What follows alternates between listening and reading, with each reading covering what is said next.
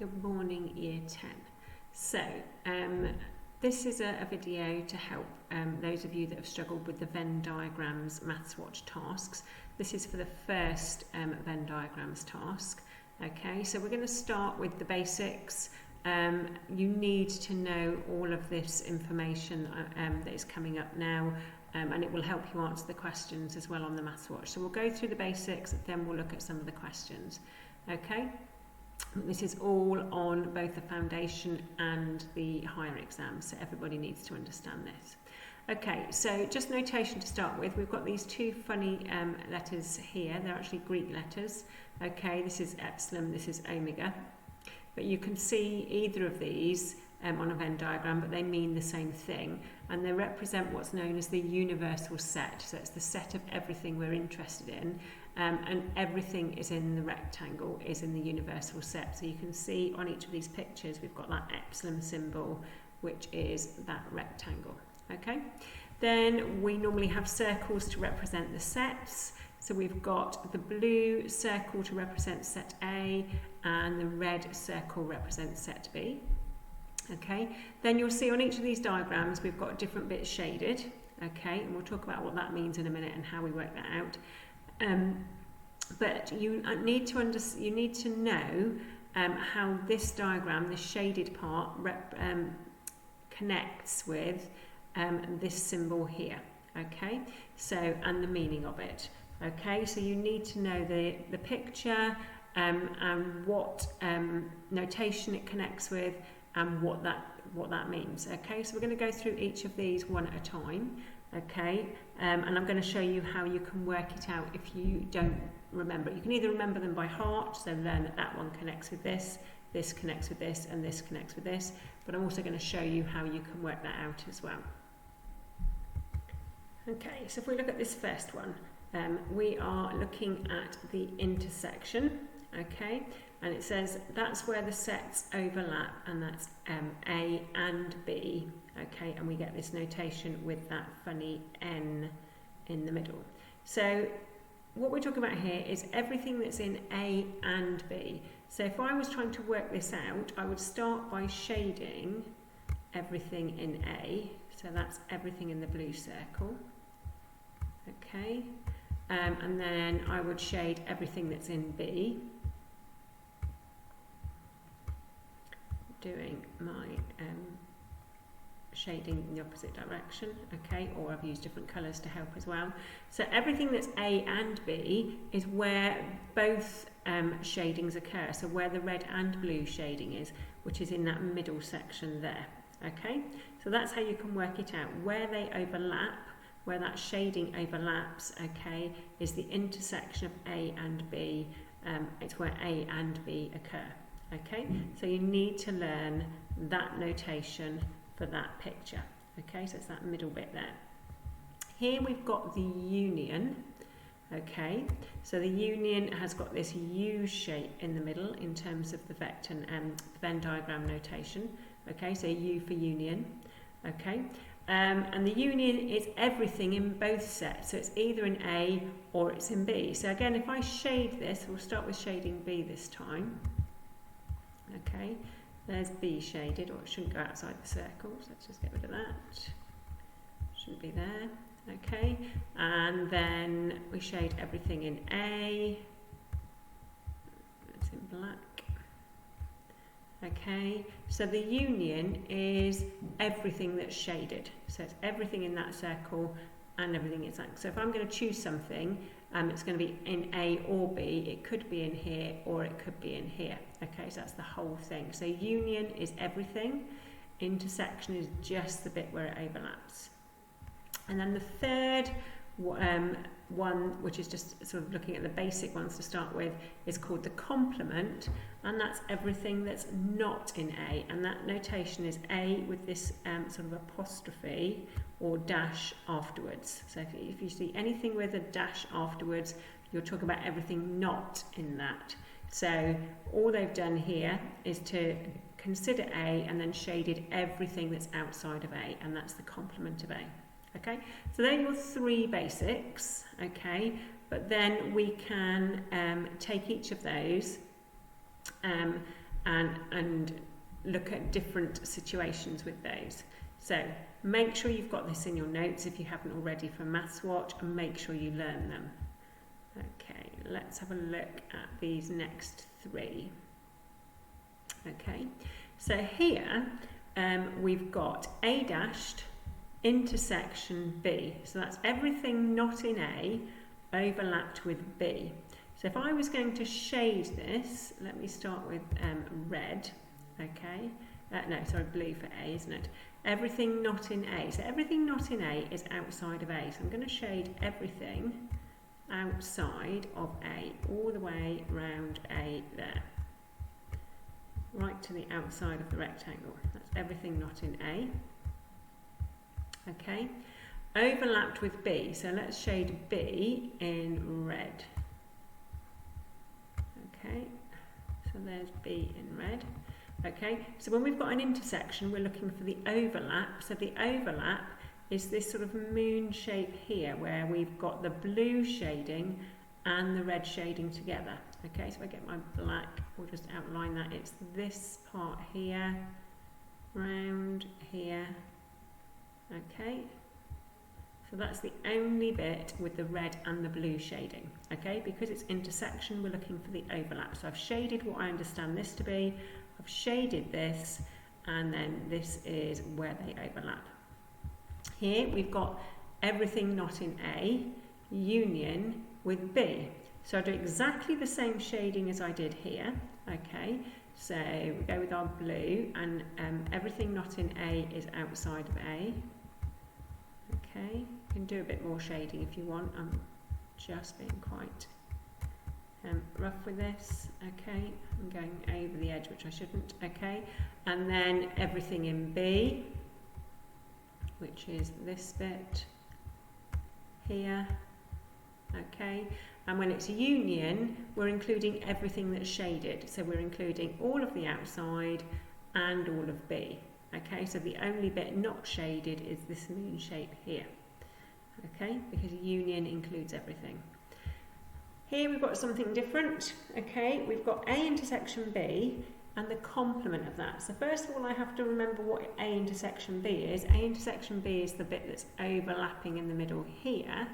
But this says we want everything that's not in that. So again, I'm just going to shade everything outside of that. Okay.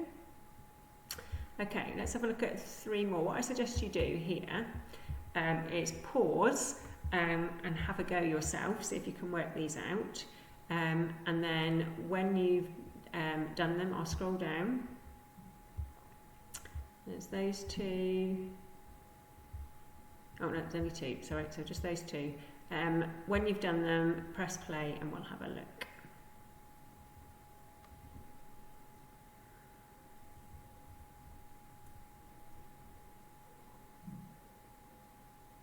Okay, so hopefully you've had a go at these now. So this one says A union B, and then we've got this dash, which means everything not in A union B. So if you remember, A union B is these two circles, would be shaded normally. So it's everything in those two circles together, and but we want everything that's not in those, so I'm just going to shade all the way around the edge of both circles. So it's basically the bit of the rectangle that's not in either circle. Okay, so all the way around there, like that. And that is A union B complement. Okay. Here, we've got everything not in A, union everything not in B. So I wonder if it's the same as this, because this is A union B complement. Okay, let's have a look. So I have my blue pen for everything not in A. So that's everything outside of A. Okay. All the way around. And then we're going to have everything not in B. Okay, so we've got everything not in A, everything not in B, they're shaded. Now union means I'm including everything that's shaded, so it's all of everything around here, except for this bit in the middle. So actually it is different to this one. So although people could get confused and say these mean the same thing, they don't. Okay, but we have seen something like this before on the previous page. If I just flick back quickly, okay, if you look at this one, this is identical. So A intersection B complement is actually the same as not in A, union, not in B. Okay, complement of A, union, complement of B. Okay, so that will help you to answer some of the questions on MathsWatch. Make sure you know the basic ones and make sure you know how to work out the others. Okay, and then want to have a look at one of the questions, or a few of the questions not to do with the diagrams on MathsWatch. Okay, so if we start with question 1, this is for the Venn diagrams and introduction. Okay. Okay, so this tells us that we've got 12 pupils in the class. So I know everything inside this diagram has to add up to 12. So I've got 4 boxes. Those 4 boxes have to add up to 12. Okay, they're each asked whether they have a brother or a sister. Okay, so we've got a circle for brothers, a circle for sisters, and anything outside of those means they haven't got a brother or a sister. So 9 say they have a brother, so that means in that whole circle there should be 9. So those 2 boxes there will need to add up to 9. Okay, but we don't know what they are yet. Okay, might be 9 and 0, might be 1 and 8, might be 2 and 7, we don't know. 7 say they have a sister, which means in that circle there those 2 boxes have to add up to 7, but we don't know what they are yet. 2 say they have neither. Well, that's something I can fill in straight away. Okay, if 2 say they have neither, they're not in that circle, they're not in that circle, they must be out here. So there's the 2. Now we know there are 12 pupils in the class. Okay, so if 2 are out there, I know these 3 boxes have got to add up to 10. I know there's 9 in this circle and I know there's 7 in this circle. But if I add 9 and 7, that gives me 16. And I know that those numbers in here must only add up to 10. So that means that some people answered twice. So they answered, yes, I have a brother, yes, I have a sister. Okay. So if there are only 10 people, some have answered twice. How do I work out how many have answered twice? Well, I look at this number here and I would do 16 take away 10, the difference between 16 and 10, which is 6. So that tells me 6 people answered twice. So if they answered twice, that means they've got a brother and a sister, so they go in there. Now I come back here, it says 9 say they have a brother. So if that's 6 there, these 2 have got to add up to 9, that gives me 3 there. And we said 7 have got a sister, so if there's 6 there, that means there's only 1 there. So if we just check, these should add up to 12. So we've got 2 and 3 is 5, add 6 is 11, add 1 is 12, so that's true. 9 have a brother, 3 and 6 is 9. 7 have a sister, 6 and 1 is 7. And 2 say they have neither, and that's there, so 2 say they have neither. Okay, so that's that diagram completed. Okay, so question 2 is very similar. Okay, again, you've got 100 people in the sports centre, so we know these have got to add up to 100. 36 regularly use the fitness suite and the swimming pool, so that's been filled in for you. Okay, 36 use both the fitness and the swimming pool, they go in the middle. 57 use the fitness and 49 use the swimming pool. So think about what should this circle add up to, what should this circle add up to, and fill those in. Once you've got those 3 filled in, you know there are 100 people altogether. If you add those up, whatever's left from 100 needs to go out here, those that don't use the fitness or the swimming pool. Okay, question 3 is slightly different. So up until now we've just put the number of people in each group. This time we're going to put the actual elements in, okay? So these numbers are what we're going to put in, not how many there are, but we're going to put the actual numbers in. So just a different way of using the Venn diagram.